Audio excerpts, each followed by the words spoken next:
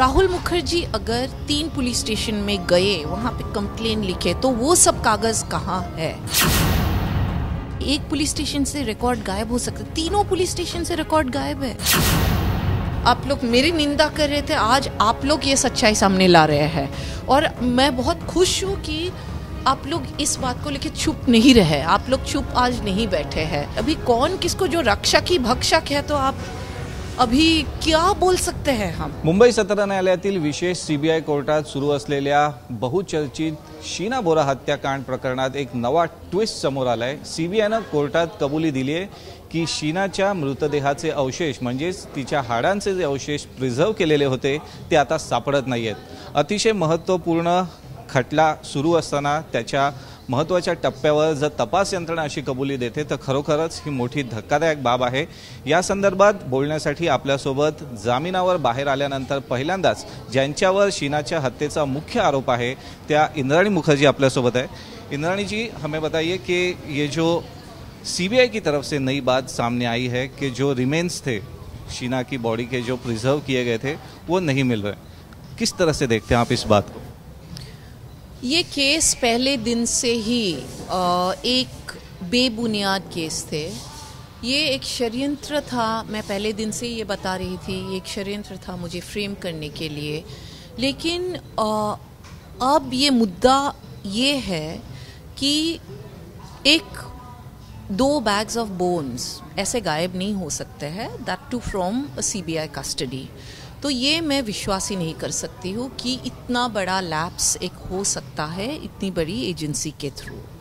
तो मुझे लगता है कि ये जो इनके जो दावा थे, जो खार पुलिस के उस टाइम में जो कॉप्स थे, राकेश मारिया के ये में जो इन्वेस्टिगेशन हुआ था उस टाइम में, ये कभी मरामत हुए नहीं थे, ये कभी बोन्स थे ही नहीं मुझे लगता है, क्योंकि ऐसे डिसअपियर तो नहीं हो सकते। तो ये एक जो कहानी था, तो कहानी को अभी सच्चाई में तो बदल नहीं सकते हैं। तो अभी जब ये अपने जो फोरेंसिक एक्सपर्ट है डॉक्टर ज़ेबा खान को जब अभी विटनेस बॉक्स में लाया गया है, अभी ऑब्वियसली उनको सारे कुछ कन्फ्रंट करना है with the articles which is जो ये बोन्स थे। तो अभी जब ये आर्टिकल सामने लाने का टाइम आया, तो ये तो आर्टिकल्स कभी थे ही नहीं, कभी मिले ही नहीं थे ये बोन्स, तो कहाँ से ये लोग प्रोड्यूस करेंगे? लेकिन इससे एक चीज़ बहुत क्लियरली साबित हो रहा है कि ये इसके पीछे ये जो केस बनाए गए थे, ये केस के पीछे बहुत कुछ एक बड़ा राज है। ये राज क्या है हमें नहीं मालूम है, और ये राज के पीछे कौन है ये जानना बहुत बहुत ज़रूरी है। और मैंने 1-2 चैनल से अभी जो पहले इंटरव्यूज़ दिए थे, मैंने बोले हैं कि जैसे राहुल मुखर्जी ने जो दावा किया था कि उन्होंने जब शीना मिसिंग थे 3 अलग अलग पुलिस स्टेशन में गए थे, लेकिन आज तक कोई सबूत नहीं है। ना ही मुंबई पुलिस ने कभी सबूत लाया, ना ही सीबीआई ने कभी सबूत लाया कि राहुल मुखर्जी कभी वो पुलिस स्टेशन में कभी गए भी थे कंप्लेंट लिखवाने के लिए। तो आई फील कि अभी जो जैसे एविडेंस जैसे जैसे आ रहे हैं, ये last seen theory has move to Rahul Mukherjee, क्योंकि ये तो साबित हो चुके हैं कोर्ट में कि शीना कांटेक्ट में थी राहुल के सितंबर 2012 तक, राइट। और इनके जो दावा, प्रोसिक्यूशन को जो केस है 2012 में, उनके साथ शीना तब से मिसिंग है। लेकिन अभी क्लियर है, वो चीज़ क्लैरिफाई हो गए। तो राहुल मुखर्जी अगर 3 पुलिस स्टेशन में गए, वहाँ पे कंप्लेन लिखे, तो वो सब कागज़ कहाँ है? और राहुल मुखर्जी को पुलिस ने क्यों उस टाइम में हर ये 3 पुलिस स्टेशन में लेके नहीं गए थे पूछने के लिए, या आज तक कोई क्यों सबूत नहीं दे पाए? ऐसा तो नहीं होता है कि एक पुलिस स्टेशन से रिकॉर्ड गायब हो सकता है, 3 पुलिस स्टेशन से रिकॉर्ड गायब है। It is impossible. और आज आप बोल रहे हैं कि जो स्केलेटल रिमेन्स आपको 2012 में मिले थे, जिसके बुनियाद में आपने ये केस बनाया, वो मिसिंग है। ऐसा कैसे हो सकता है? रिमेन्स इसका आपके साथ डीएनए मैच भी कराया गया था और वो मैच आया था, ऐसे भी एविडेंस कोर्ट में साबित किया गया? नहीं, ये जो रिमेन्स है इसका कभी डीएनए टेस्ट हुआ ही नहीं। यहाँ पे तो 2-3 अलग अलग रिमेन्स मिले, कभी बोल रहे 2012 में मिले, कभी 2015 में मिले। तो इसमें जो 2015 में जो बोल रहे थे कि एक स्केलेटन मिला था, उसका रिमेन्स का साथ डीएनए टेस्ट किया। अभी वो जो डीएनए टेस्ट हुआ था वो भी डीएनए एक्सपर्ट आके बोल के गए कि नहीं, मैंने एक्चुअली अपना हैंडराइटिंग में सारे कुछ चेंज किए। डीएनए रिपोर्ट तो प्रिंटेड आता है, कभी उसको हैंडराइटिंग में नहीं प्रोड्यूस। वही तो, ये तो पहली बार है, पहले केस है जिसमें हैंडराइटिंग में काट कूट के उन्होंने इलेक्ट्रोफेरोग्राम में एक नहीं 2 इलेक्ट्रोफेरोग्राम में काट कूट के उन्होंने रिपोर्ट बनाया है हाथ से, और उन्होंने ये कबूल कर चुका है। So it is very important कि ये जो डीएनए एक्सपर्ट है और ये जो डीएनए एक्सपर्ट है मिस्टर लाडे, इनके ऊपर ऑलरेडी 2 केस है जो उन्होंने झूठा ये रिपोर्ट बनाया बोल के, और हमारे पास जो जब कोर्ट में डिपोज करने आए थे वो ऑलरेडी सस्पेंडेड थे। अभी पता नहीं वो सस्पेंशन अभी भी उनका है नहीं है, मुझे नहीं मालूम है वो कहाँ है क्या है, लेकिन इनको कस्टोडियल इंटरोगेशन में लेके पूछना ज़रूरी है कि भाई आपको झूठा रिपोर्ट बनाने किसने बोला था। पहले बात वो है। दूसरे, I feel very strongly now that it is time that, और ये सब जो केस गिरते जा रहा है, ये हम लोग के डिफेंस की तरफ से कुछ करने का ज़रूरत ही नहीं हो रहा है। ये प्रोसिक्यूशन के विटनेस खुद आके केस गिरा रहे हैं। ये प्रोसिक्यूशन आज खुद एक स्टेटमेंट दे दिया कि जो 2012 में एक इतने बड़े एविडेंस उनका वहाँ से गायब है। तो I think all these people need to be asked these, you know, I think Rahul Mukherjee definitely needs to be questioned, and I feel ये कस्टोडियल इंटरोगेशन होना ज़रूरी है, क्योंकि ये सच्चाई तक, क्योंकि ये पहले शीना कहाँ है ये पूछना ज़रूरी है। ये सवाल मुझे नहीं पूछना चाहिए, ये सवाल राहुल मुखर्जी को पूछना चाहिए। ऐसा थोड़ी होता है कि आप जिनके साथ आप तो बोल रहे थे कि आप शादीशुदा है, उनके साथ आपके सगाई हो चुके हैं, तो आप ये बात कैसे बोल सकते हैं कि आपके कोई पुलिस स्टेशन ने किसी के बिल्ली खो गए तो वो उसका रिपोर्ट लिखाते हैं। आप बोल रहे हैं कि आपके मंगेतर खो गए, पुलिस वाले आपके रिपोर्ट नहीं लिखा है। ऐसे आप ये मान सकते हैं क्या? ये बात आपके मंगेतर खो चुके हैं आप, और आपके कोई पुलिस स्टेशन ने आपने, और उस टाइम में हमें क्यों नहीं बोला उसने कि भाई कोई पुलिस स्टेशन मेरा रिपोर्ट नहीं लिखा रहा है। हम तो खुद बोल रहे हैं कि भाई आओ हमारे साथ रिपोर्ट लिखाने के लिए, तुम क्यों नहीं आए उस टाइम में? आपको लगता है ये टेम्परिंग ऑफ एविडेंस हो रहा है यहाँ पे? 100% it is tampering of evidence, और there is no evidence, it was all false paper trail. And ये जानना बहुत ज़रूरी है कि इसका हकीकत क्या है, ये मेरे साथ ये सब क्यों किया गया था। आज मुद्दा वो खड़ी हो चुकी है। ये मुद्दा नहीं है कि भाई कि यू नो प्रोसिक्यूशन का केस किया है, प्रोसिक्यूशन के केस ख़त्म हो चुके हैं, ये आपको भी मालूम है, और ये बात मैं नहीं बोल रही हूँ। आज मीडिया ये सवाल कर रहा है कि भाई ऐसा कैसे हो सकता है, ये जनता सवाल कर रहे हैं। और जो मेरे साथ जो मीडिया ट्रायल बिना वजह बिना कोई ये सब एविडेंस रहते हुए मेरा साथ मीडिया ट्रायल हुए, आज मीडिया का रिस्पॉन्सिबिलिटी बन चुके हैं ये सब सवाल खड़े करने के लिए और बोलने के लिए कि भाई ये लड़की गायब है। ये 3 महिलाओं के साथ, मैं, मेरी छोटी बेटी, मेरी बड़ी बेटी विधि के साथ भी बहुत अन्याय हो चुके हैं। तो आप लोग सच्ची में अगर सच्चे दिल से आप लोग जर्नलिज्म कर रहे हो, ये अभी सवाल खड़े करने का टाइम आ गया कि हम 3 महिलाओं के साथ ये क्यों किया गया था, हमने किसका क्या बिगाड़ा था। साल 2012 की घटना थी, 2015 में सामने आई, 6.5 साल तक आपको जेल में रहना पड़ा, सबसे आखिर में आपको बेल मिला। जी, सबसे आखिर में मिला, और आज बोल रहे हो सबूत ही नहीं है। ये I mean, it is not even a joke. ये हमारी जिंदगियों के साथ खेला गया है। मेरी जो विधि छोटी वाली लड़की 18 साल की भी नहीं हुई थी जिस दिन मुझे हिरासत में लिया गया। तो हम लोगों ने किसी का, वो बच्ची ने किसी का क्या बिगाड़ा था, शीना ने किसी का क्या बिगाड़ा था, मैंने किसी का क्या बिगाड़ा था। हम लोग अपनी ज़िंदगी जी रहे थे। तो ये पॉलिटिकल मोटिव है, पर्सनल मोटिव है। किसी को पैसे चाहिए था, हम मांग लेते थे, हम सब कुछ दे देते थे। हमारे इतने, हम तो जेल में भी रहे ना, 4 जोड़े कपड़े रह के, और मैं जिंदा हूँ। आज भी मैं आपसे यहाँ बैठ के बात कर रही हूँ, और लोगों को लोग कभी शायद सोचे भी नहीं थे कि मैं जिंदा बाहर आऊँगी, लेकिन मैं हूँ। क्योंकि आप भले जितना ही कोशिश करें, सच्चाई छुप नहीं सकते हैं, और ये सच्चाई आज मुझे सामने लाने की ज़रूरत नहीं है। आप लोग जैसे, आप लोग मेरी निंदा कर रहे थे, आज आप लोग ये सच्चाई सामने ला रहे हैं, और मैं बहुत खुश हूँ कि आप लोग इस बात को लेकर चुप नहीं रहे। आप लोग चुप आज नहीं बैठे हैं, अब उतने ही जोश से आज ये भी आप फॉलो अप कर रहे हैं।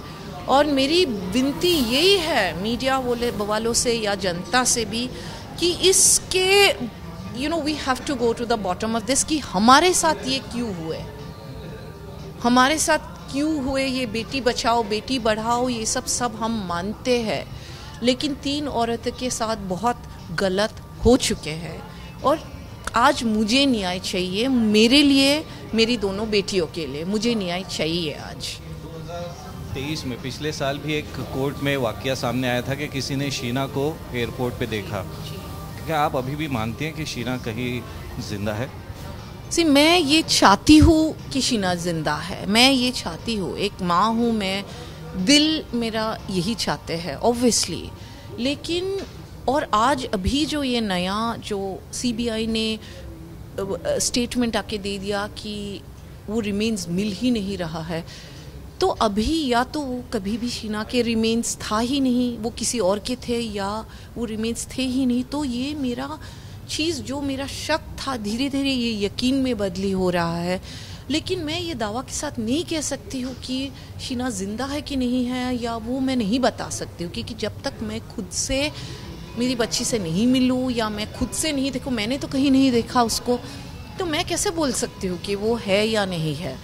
लेकिन ऑब्वियसली मैं चाहती हूँ कि ये कहीं ज़िंदा है, लेकिन मेरी उम्मीद सच्ची अगर बोल रहे हैं कि जितना मैं अपना भी खोज कर रही हूँ वो तो मुझे कहीं नहीं मिल रहा, मेरी उम्मीद धीरे धीरे कम होते जा रहे हैं। मैं ये भी आपको पहले बारे में ये बात बता रही हूँ कि वो ज़िंदा है, वो उम्मीद धीरे धीरे मेरे कम होते जा रहे हैं। लेकिन मेरे शक, जो पहले दिन से ही राहुल मुखर्जी के ऊपर शक थे, वो मेरे बढ़ते जा रहा है।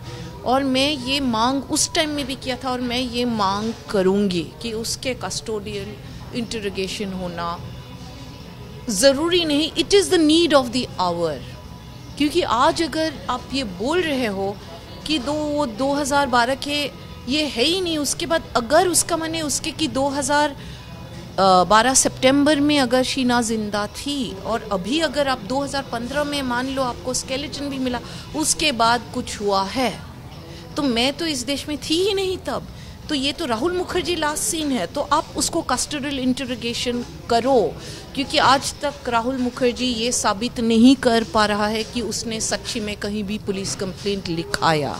ये उसने साबित नहीं कर पाए, ना राहुल मुखर्जी साबित कर पा रहे हैं, ना प्रोसिक्यूशन साबित कर पा रहे हैं।